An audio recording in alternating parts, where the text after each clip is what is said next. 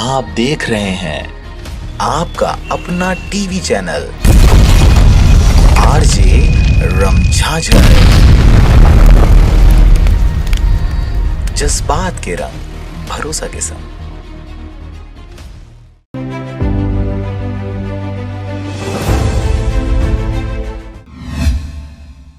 नमस्कार, आप देख रहे हैं आरजे रमझाझर और मैं हूं पुखराज सिंह। पश्चिम भानु प्रतापपुर वनमंडल के प्रभारी डीएफओ ने शासन को छला।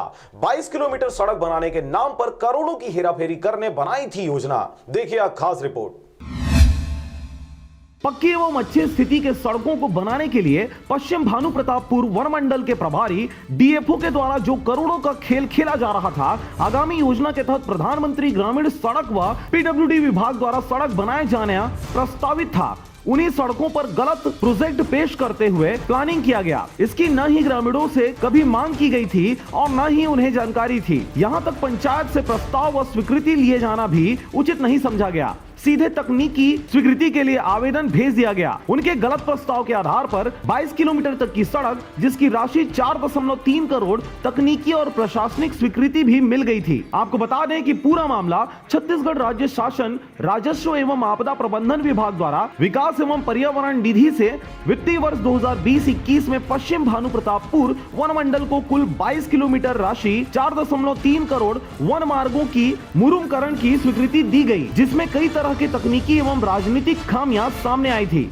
स्वीकृति वन मार्गों की लागत भी वन विभाग से कहीं अधिक राशि दर्शाई गई थी। आपको बता दें कि जो मार्ग पर स्वीकृति दी गई थी वह पहले से ही पूर्ण व अच्छी स्थिति में है। वहीं कुछ शेष वन मार्ग प्रधानमंत्री ग्रामीण सड़क व पीडब्ल्यूडी विभाग द्वारा पक्की सड़क बनाने प्रस्तावित था। इन क्षेत्रों में बनाए जाने थे सड़क कोयली बेड़ा, कापसी एवं पश्चिमी परलकोट परिक्षेत्र के प्रतापपुर से नेहर 2 किलोमीटर, सुलंगी से बदरंगी 3 किलोमीटर, बेलगांव से मेहड़ा 17 किलोमीटर। सभी मार्गों पर 2-2 किलोमीटर बढ़ाए जाने, साथ ही प्रति किलोमीटर में 4,25,000 राशि बढ़ाए जाने के भी बात सामने आ रही है। डीएफओ की 420 ही चल नहीं पाई। प्रति 2 किलोमीटर सिर्फ मुरुम मिट्टी के लिए 36 लाख का प्रस्ताव भेजा, जबकि अच्छे WBM के लिए भी कैंपा मत से अधिकतम 30 लाख आता है। इन खामियों को देखते हुए और अखबार में विवाद के कारण शासन ने अंततः इस प्रोजेक्ट को दिनांक 2 नवंबर को निरस्त कर दिया। प्रभारी डीएफओ ने शासन को राशि 4.3 करोड़ छलने का पूरा प्रयास किया, तभी तो गलत प्रस्ताव भेजा।